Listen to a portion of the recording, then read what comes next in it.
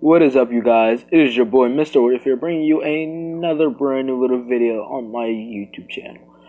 Today I'm gonna be bringing you part 2 to What If Deku had a stand. Now I'm going to be changing the name from What If Deku had a stand to What If Deku was a Joestar, and yeah. So we're gonna start this off from a recap. If you don't remember from part 1, or you just now clicked on this video just to see it, or just to check it out, please go check out part 1 of it. The link will be in the description below if you have not seen part 1. Alright, so recap of it. Deku, as he was walking from school to his house, or I believe from the house to school, but I believe more I said, yeah. So Deku was walking, he bumps into a girl, and the girl apologizes for bumping into Deku. Deku says, no problem, just be careful. And then as they both go their separate ways, Deku checks his pockets and he realizes that, oh no, his wallet's not in there. And Deku says, oh no, here we go again.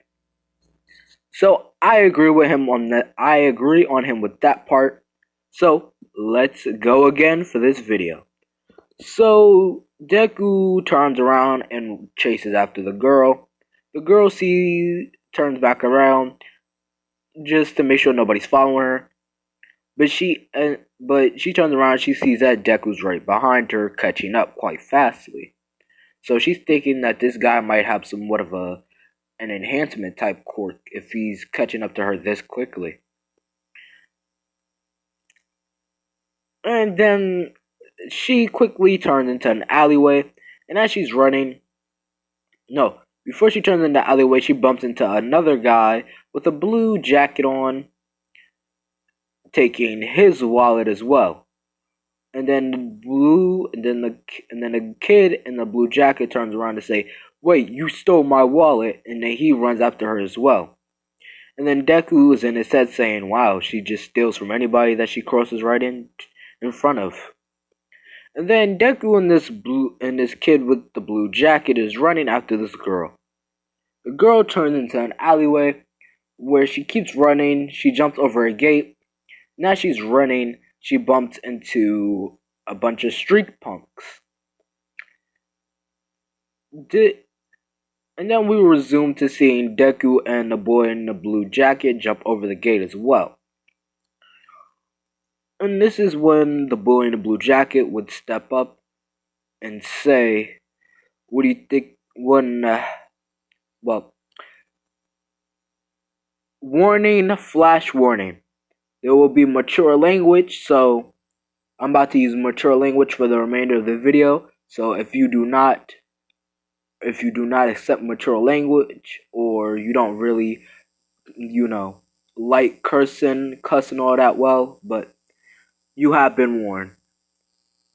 The best of my abilities, you have been warned. So yeah. The boy in the blue jacket says, what the hell you think you're doing? Try to steal my wallet. And then Deku's like, this guy seems a little bit much of a street punk. Should probably just get my wallet and get out of here. Don't have problems. Don't need all these problems. And then this is when the kid in the blue jacket would start to walk up to them. And then the gangsters and then the punks are telling him to step back and leave the girl to them.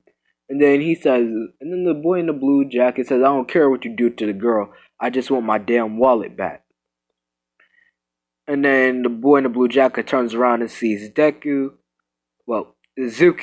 Sees Zuko. And then he says, let me guess, she took your wallet too? And then this is when Joey would nod his head saying, yeah. And then the boy in the blue jacket also says, yeah, give this guy in a fancy suit back his wallet too, you little thief. And then she says, I'm not a thief if you just let me take it.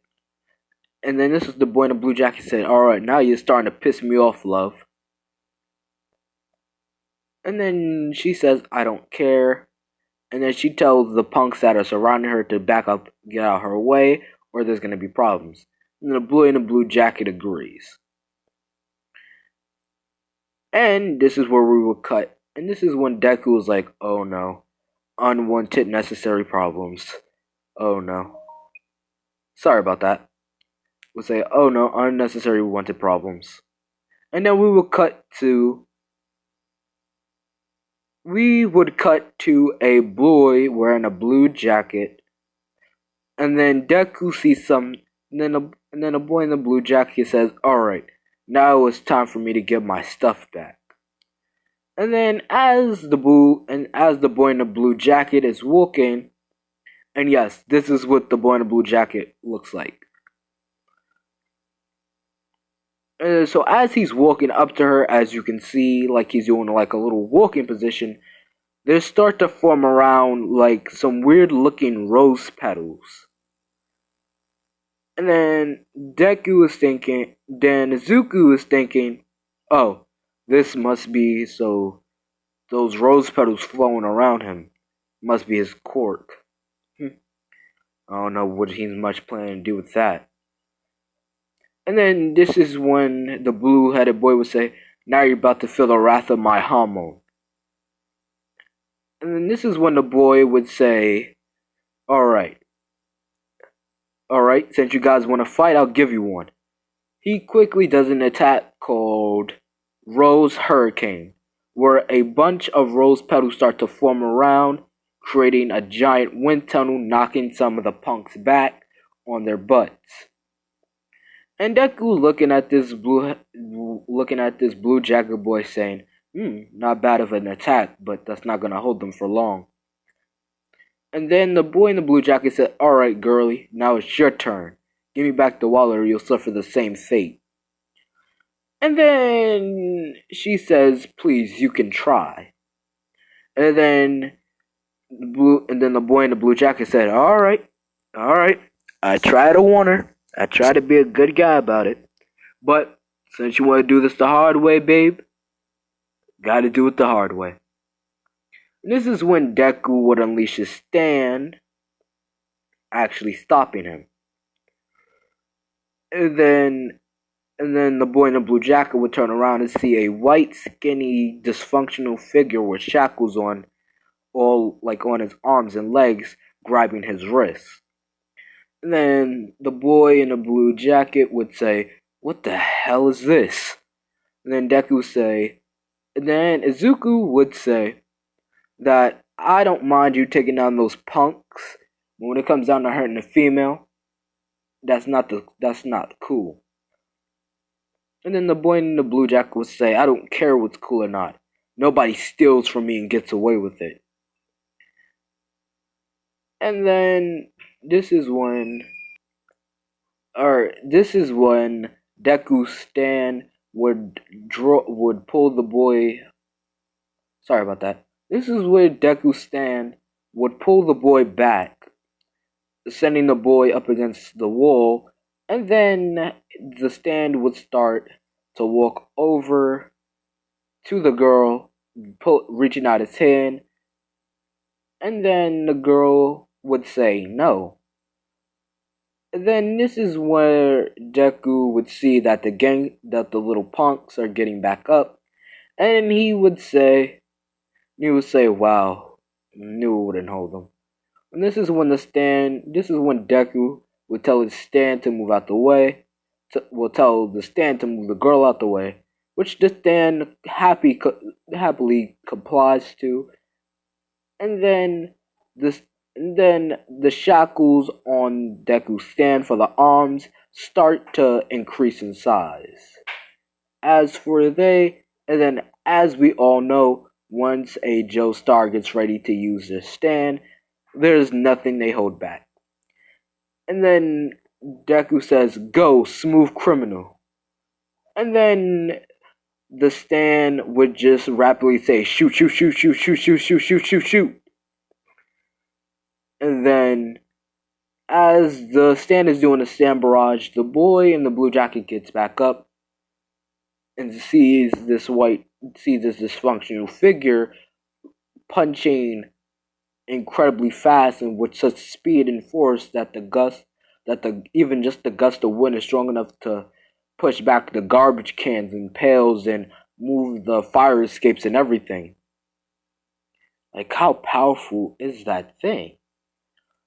And then Izuku Stan would yell out, "Shoot!" one more time, knocking out the final member of one of the punks.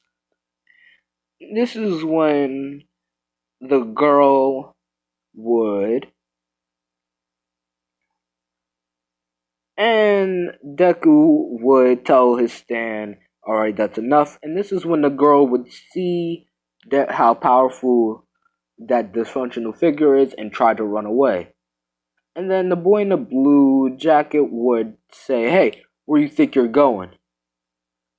And then this is when we would cut to the girl. This is what we would cut to the girl, and yes, this is what the girl looks like.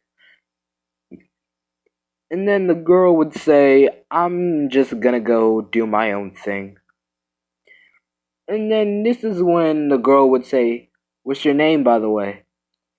And then the boy in the blue jacket would say, "I'm not telling you what my name is." And then she said, "Funny, because I wasn't talking to you. Talking to the boy in the suit.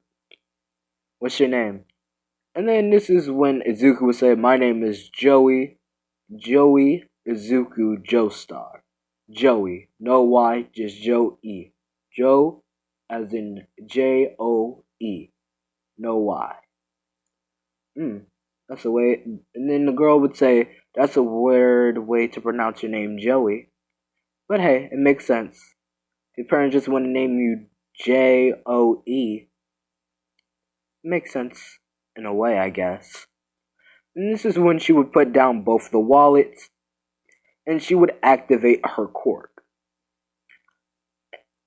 And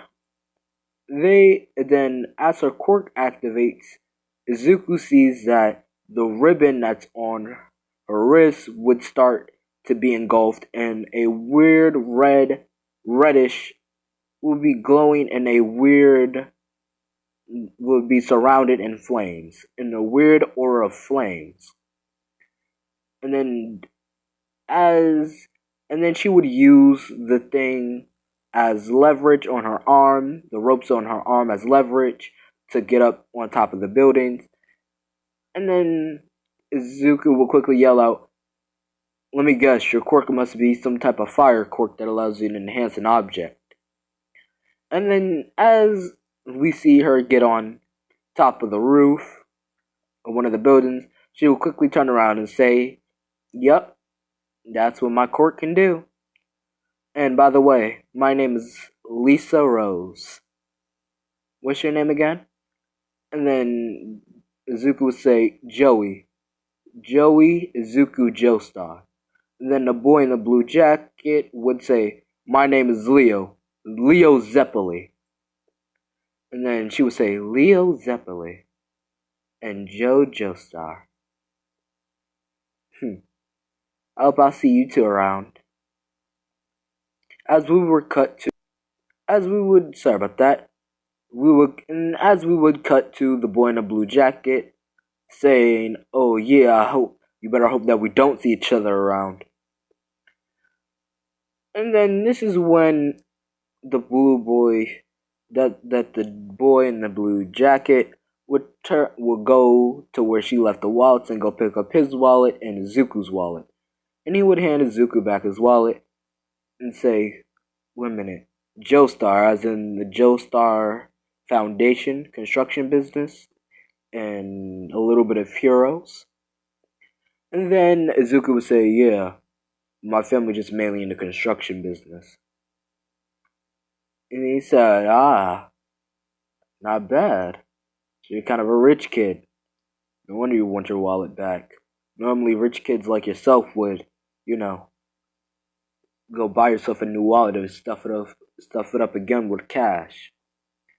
And then Izuku would say, "The best thing about it is that it's not my parents' money. It's my own money I make." And then the boy in the blue jacket would say, Must be nice coming from a rich family. And then Izuku says, sometimes. And then Izuku would say, it must be nice coming up from somewhat of a poorish family from the West. Let me guess, New York? And then this is when the boy in the blue jacket would say, sometimes. And then the boy in the blue jacket say, name's Leo Zeppeli. I'm applying for UA high school. Sorry about that. And then we would come back to Deku. As the boy extends his hand out to Izuku, we will cut back to Izuku. We will cut back to Izuku also extending his hand out, saying, no problem. And I'm also applying for the same Hero High School as well. Hope to see you around. And he says, well, we'll see each other again tomorrow, since the entry exam is tomorrow. And then the boy in the blue jacket would say, yeah. And by the way, the name's Leo Zeppeli. Just call me Leo. Or Zeppeli. And then Deku said, once again, it's nice to meet you as well, Leo Zeppeli. Name is Joey Izuku Joestar. People just call me Jojo or Izuku. But formal people call me Joestar. And that will be all that for this part. I hope you guys enjoyed. I'm sorry for pausing and re-entering because I wanted to show you what the characters look like. And yes, the characters will be also involved in the plot next part. And I tried my best for doing the stand barrage when I was saying shoot. So yeah, hope you guys enjoyed, like, and hope you subscribe and check out the people in the description and check out part 1 in the description. Later, peace out, fams.